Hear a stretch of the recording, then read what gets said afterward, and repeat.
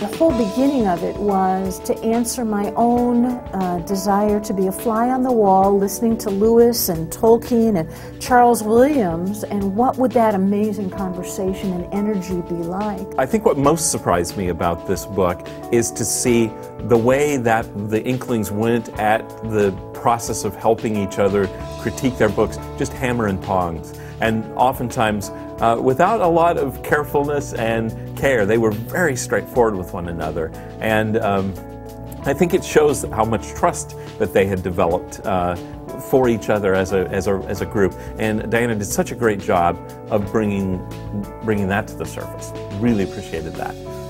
You have Tolkien's original version, you have Lewis's correction, and you have what ended up. And in some cases, Tolkien took his exact suggested wording and used that. And I had no idea they had worked together that closely.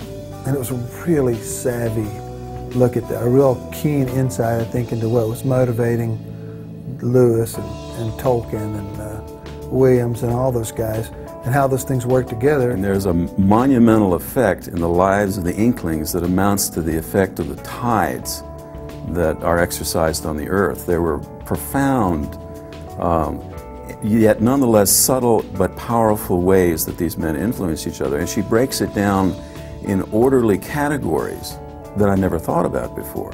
Not to mention it was very well written, which is always a pleasure. When you're reading kind of a scholarly book, you know, some of them are pretty dry, and this book was not dry at all.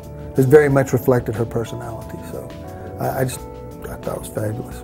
This book is a must-read for every single writer. Absolutely a must-read, because writing is lonely. And your family and your friends who are not writers do not understand what you need. Only other writers.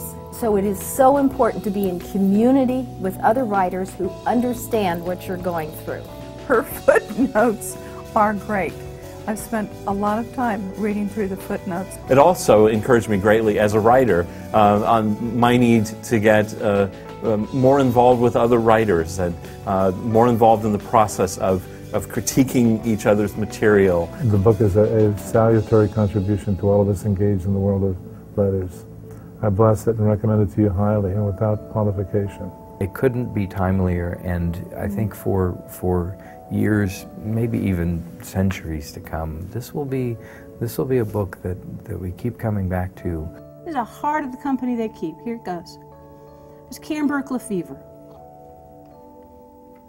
There will always be great need for individual initiative, right?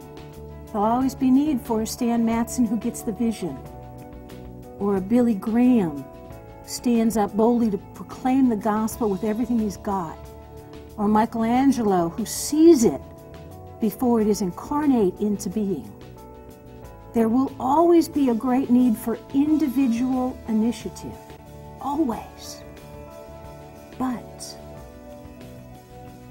no matter how inventive an individual wants to be, he will be influenced, for better or worse, by the intellectual company he keeps.